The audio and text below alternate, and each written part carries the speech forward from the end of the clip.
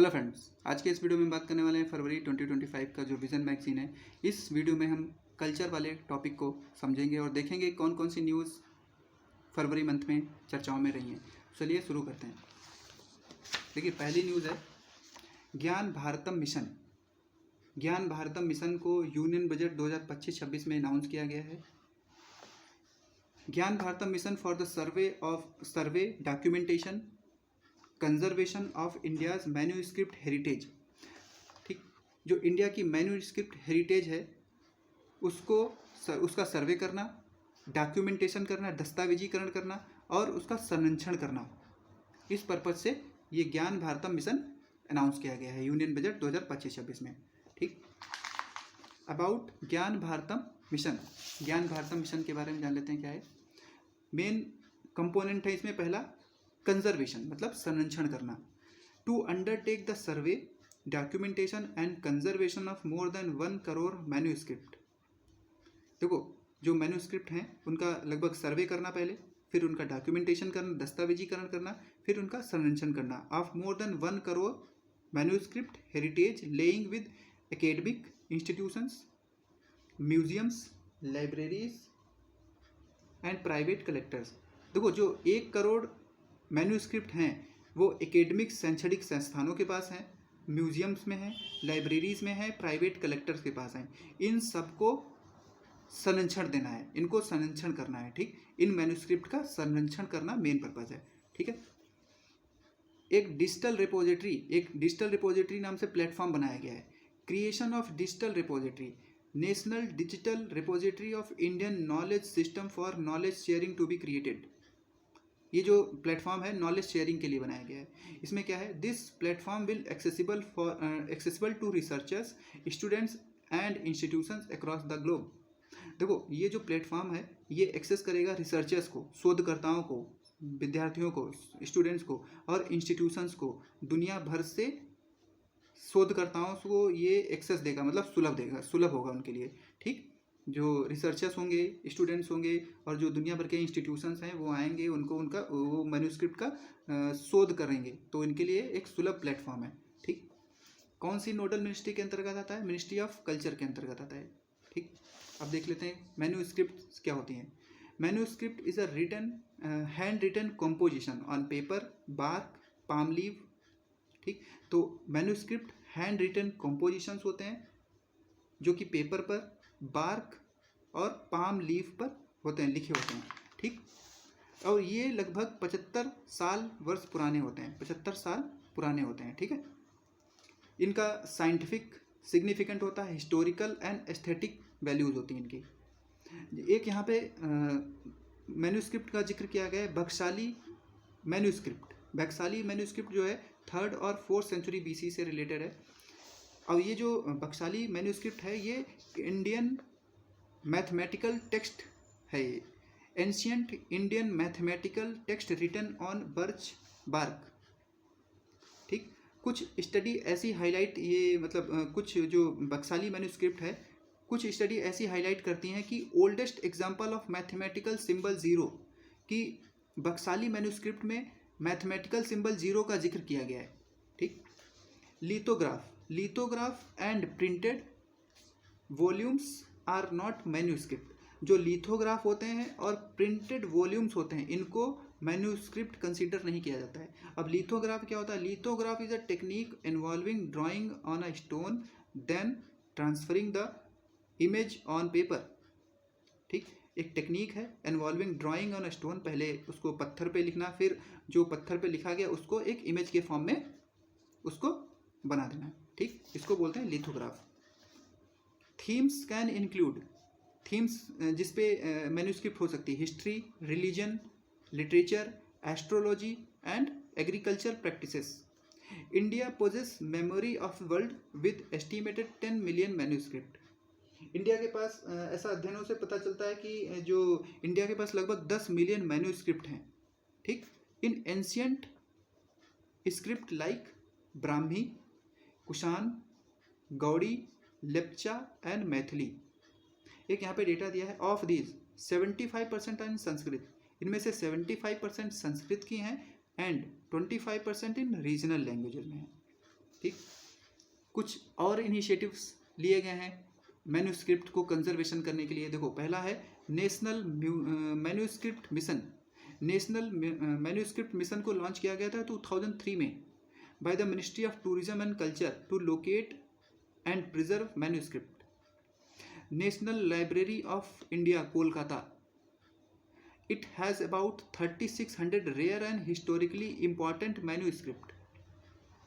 Asiatic society of Bengal, ये इसका foundation हुआ था 15 जनवरी 1784 में। विलियम जॉन्स ने इसका फाउंडेशन किया था। Undertake the digitisation of ancient manuscript. National archives of India, national archives of India is repository of non-current records of Government of India and possesses private papers of prominent personalities of India। तो जो national archives of India है ये non current records जो government of India के होते हैं and possesses private papers of prominent personalities of India, इसको hold करती है। दूसरी एक स्कीम लॉन्च की गई थी, Indira Gandhi national centre for arts. It act as a main course centre for the Indian art and culture. ठीक, यहाँ पे कुछ इंपॉर्टेंट फैक्ट्स दिए हैं, देखो इनको देख लेते हैं। Some important manuscripts in India. पहला है नाट्य शास्त्र। नाट्य शास्त्र किसने लिखा है? भारत मुनि ने। महाभारत वेद व्यास। महाभाष्य पतंजलि। प्रयोग रत्नमाला व्याकरण किसने लिखी है? पुरुषोत्तम विद्यावगीश। अर्थशास्त्र चाणक्य। ब्रह्म स्फुट सिद्धांत किसने लिखी है? ब्रह्मगुप्त ने। ब्रह्म स्फुट सिद्धांत ब्रह्मगुप्त ने लिखी है। सुश्रुत संहिता सुश्रुत ने लिखी है। अष्टाध्यायी पाणिनि ने लिखी है। रजत तरंगिणी कल्हण ऑथर हैं इसके। ठीक, गीत गोविंद जयदेव। तो ये कुछ मैन्यूस्क्रिप्ट थी इंपॉर्टेंट फैक्ट्स के फॉर्म में। ठीक है, नेक्स्ट न्यूज़ देख लेते हैं।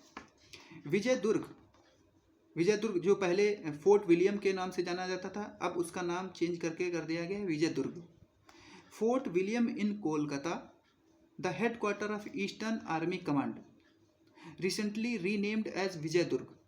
तो जो eastern headquarter of Indian army का था उसका नाम अब चेंज करके विजयदुर्ग कर दिया गया है। Fort William in Kolkata, headquarters of eastern army command.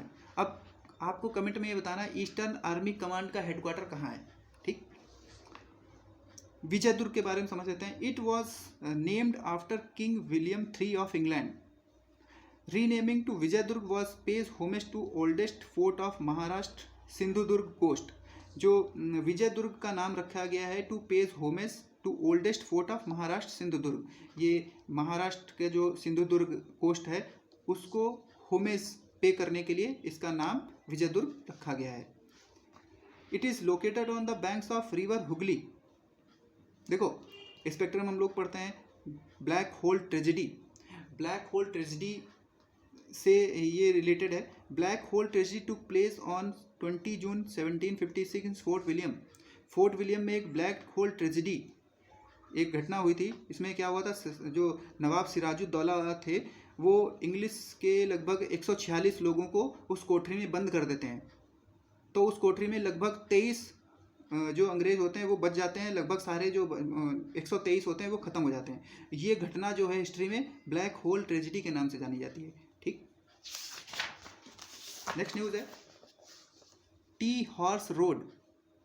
China's ambassador to India recently posted on X, formerly known as Twitter, about historic tea horse road. जो चाइना के एम्बेसडर थे उन्होंने अपने एक एक्स पे पोस्ट किया हिस्टोरिक टी हॉर्स रोड को। इन्होंने एक जिक्र किया है हिस्टोरिक टी रोड के बारे में। हिस्टोरिक टी रोड क्या है? Historic tea road is connected India to China through Tibet. एक रोड था जो इंडिया को कनेक्ट करता था चाइना से through Tibet, known as silk road which linked China and Europe. It does not refer to single road, but network of branching path that began to southwest China and ended in the Indian subcontinent। ये एक single road नहीं थी बल्कि एक branching path था जो start होता था साउथ वेस्ट चाइना से और इंडिया एंड होता था इंडियन सबकॉन्टिनेंट में। इस पिक्चर में देखो ये लियाजांग है चाइना का प्रोविंस, वहाँ से स्टार्ट होते ये ख़त्म होता था इंडिया के कोलकाता में। This means for transporting goods on these routes were trains to horses, ponies and mules, and human porters, and network of trails to road to Tibet become to be known as tea horse road. ठीक, next news है tantric Buddhism. 1.4 metre Buddha head and stupas founding in Ratnagiri Odisha confirm its role in tantric Buddhism hub. देखो, ओडिशा के रत्नागिरी जिले में बुद्ध की 1.4 metre का एक बुद्ध का हेड मिला है, ठीक, जिसको तांत्रिक बुद्धिज्म से जोड़कर देखा जा रहा है। ठीक, Buddhism has 3 main schools, Theravada, Mahayana and Vajrayana. Buddhism के 3 स्कूल ऑफ थॉट हैं। एक है थेरवाद, जो इसको ऑर्थोडॉक्स मानते हैं। Mahayana include Jain and pure land, and Vajrayana includes Tibetan Buddhism. Guru Padmasambhava is important figure in Buddhism who was instrumental in establishing Vajrayana Buddhism in Tibet। देखो यहाँ पे जो इनका जिक्र किया गया है गुरु पद्मसंभव, इनको मेन इंस्ट्रूमेंट माना जाता है establishing Vajrayana Buddhism in Tibet around 8th century CE। Evolution कब हुआ था तांत्रिक बुद्धिज्म का? Tantric Buddhism was shifted from abstract philosophy to sadhana for enlightenment. Vajrayana or Tantric Buddhism believes the historic healing, dealing with social activism and social transformation of prevalent in Bhutan, Mongolia, Nepal and Tibet. देखो, जो तांत्रिक Buddhism है ये कहाँ prevalence है रखता है, ये सबसे ज़्यादा कहाँ फैला, जैसे कि भूटान है, मंगोलिया है, नेपाल है, तिब्बत है, इन देशों में ये तांत्रिक बुद्धिज्म फैला है। ठीक, Mahayana Buddhism introduced mantras and rituals leading to 2 branches, Mantrayana and Paramitayana. Next news है Padma award. Ministry of home affairs has announced Padma award 2025 on republic day. Ministry of home affairs ने ये जो पद्म अवार्ड हैं 25 के मिनिस्ट्री ऑफ होम अफेयर्स ने दिए हैं। ठीक, इंस्टीट्यूटेड कब हुए थे ये? 1954 से दिए जा रहे हैं। ठीक, they are one of the highest civilian award of the country. India के से सिविलियन अवार्ड है, हाईएस्ट सिविलियन अवार्ड है। ठीक, कन्फर्ड बाय प्रेसिडेंट। कौन देता है? प्रेसिडेंट देता है। Eight Rashtrapati Bhavan 3 categories. जो पद्म अवार्ड है इनको 3 कैटेगरीज में दिया जाता है, पद्म विभूषण, पद्म भूषण एंड पद्मश्री। पद्म विभूषण को दिया जाता है एक्सेप्शनल एंड डिस्टिंग्विश्ड सर्विस के लिए। पद्म भूषण को दिया जाता है distinguished service of high order, और पद्मश्री को दिया जाता है distinguished service in any field. अब यहाँ पे कुछ फील्ड का जिक्र किया गया, देखो, जैसे कि art, social work, public affair, science, engineering, trade and industry, medicine, literature, education, sports, civil service. ये जो कैटेगरीज हैं इनमें इन फील्ड्स में दिया जाता है पद्म अवार्ड। पद्म अवार्ड का इंटरप्शन हुआ था 1978 में, 1979 में एंड बिटवीन 1993 1997। ये 4 सालों में पद्म अवार्ड नहीं दिए गए। ठीक, Padma award just an honour, ये सिर्फ एक सम्मान है। No cash allowances or any facility या benefit in terms of concession travel is attach to these awards. मतलब ये सिर्फ एक सम्मान है, इसमें ना तो कोई फैसिलिटी है ना तो कोई बेनिफिट है, कोई कैश भी नहीं दिया जाता है। ठीक, नेक्स्ट है साहित्य अकेडमी अवार्ड।